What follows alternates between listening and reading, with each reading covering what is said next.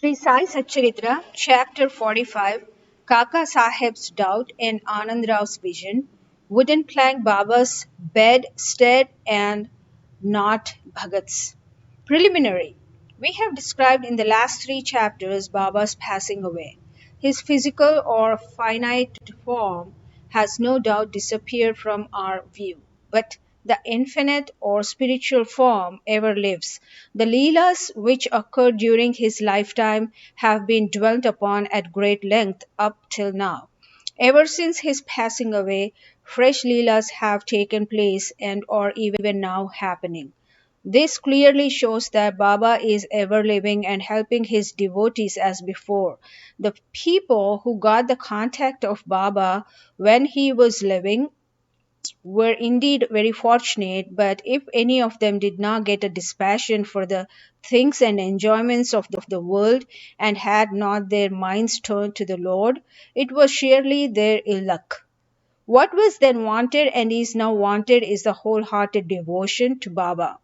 All our senses, organs, and mind should cooperate in worshipping and serving Baba. It is no use in engaging some organs in the worship and deflecting others.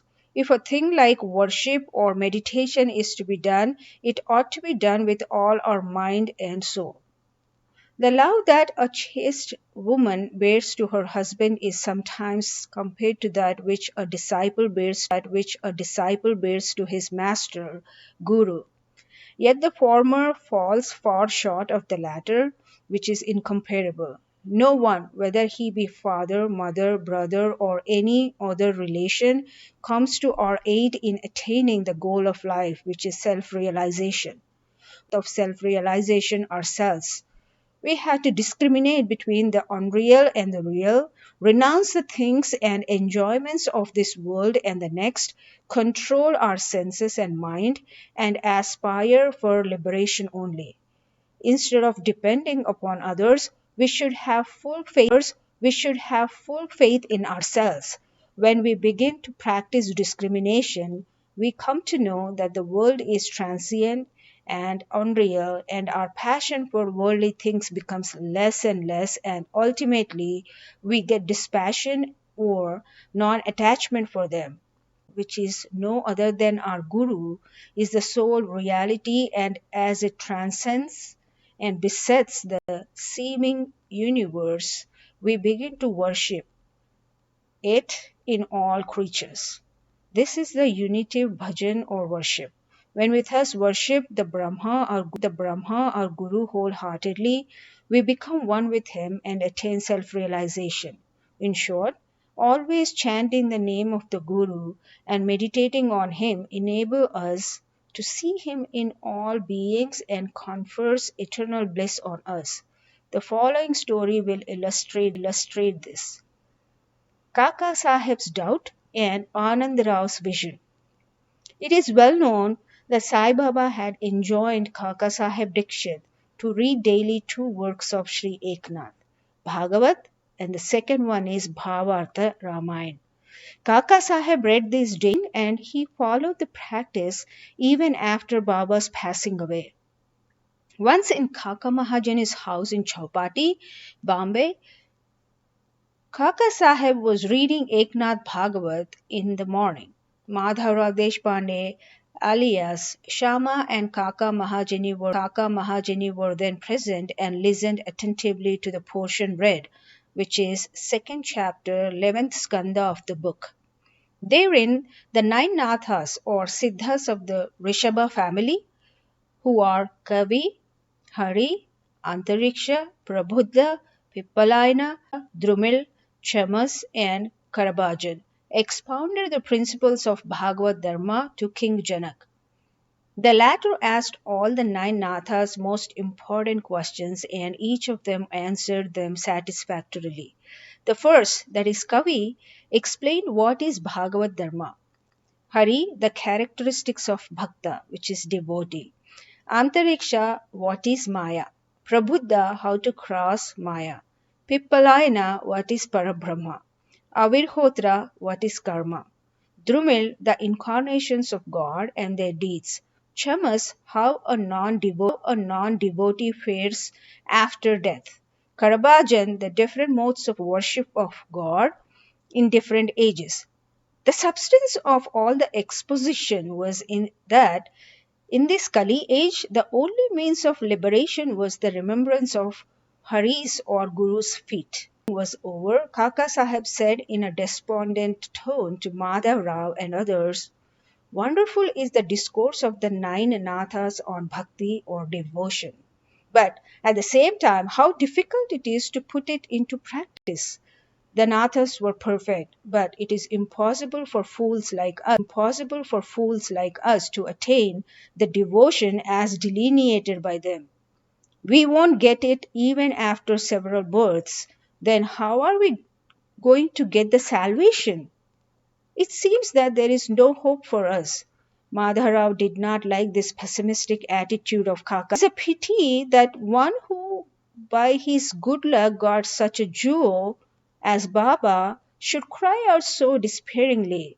If he has unwavering faith in Baba, why should he feel restless?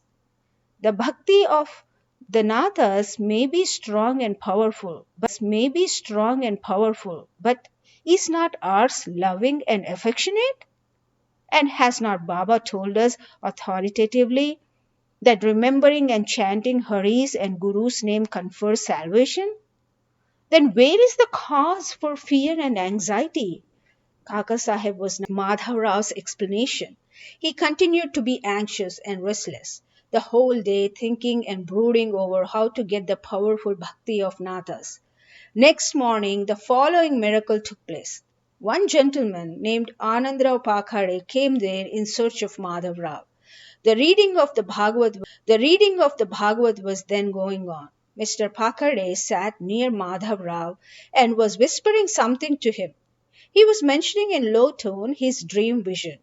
As there was some interruption in the reading by this whispering, Kaka Sahib stopped the reading and asked Madhav Rao what the matter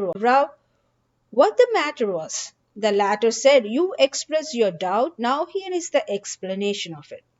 Here Mr. Phakare's vision which Baba gave him, explaining the characteristic of saving devotion and showing the devotion in the form of a vow to. All were anxious to hear the vision, especially Kaka Sahib. At their suggestion, Mr. Pakhare began to relate the vision as follows. I was standing in a deep sea in waist-deep water. There I saw Sai Baba all of a sudden. He was sitting on a beautiful throne studded with diamonds with his feet in water. I was most pleased and satisfied with the form of Baba. The vision was so realistic that I never thought that it was a dream.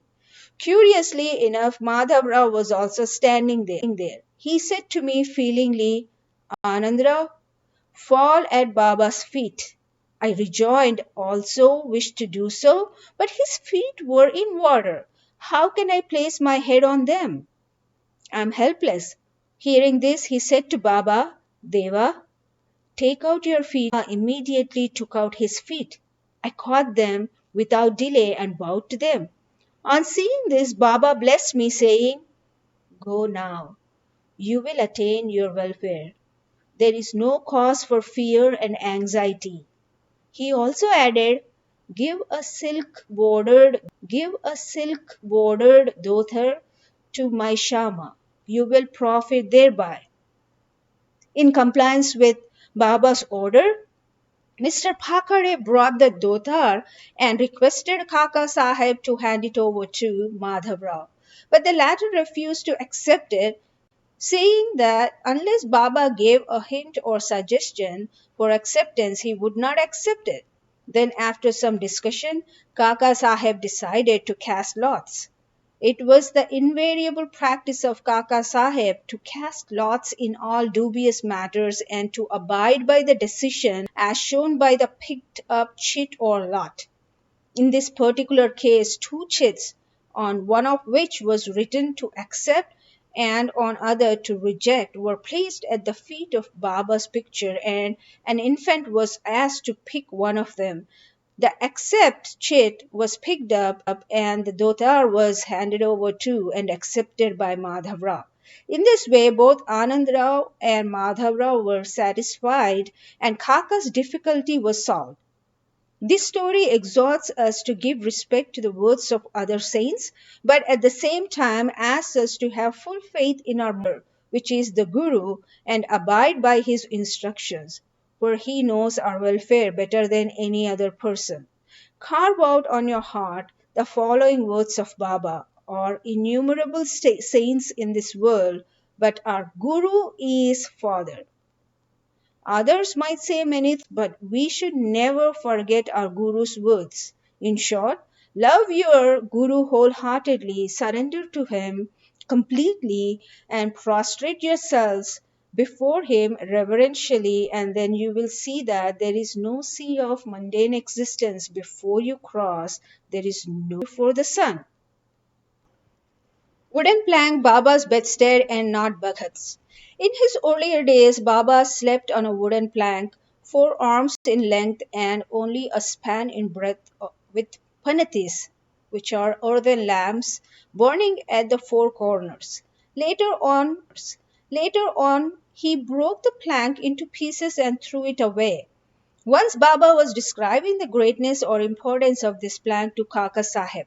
Hearing this, the latter said to Baba, "You still love the wooden plank? I will again suspend or hang up one in the masjid again for you to sleep.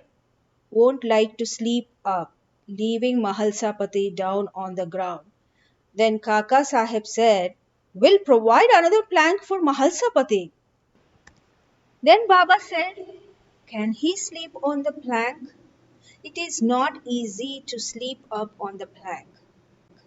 He who has many good qualities in him can do so. He who can sleep with his eyes wide open can effect that.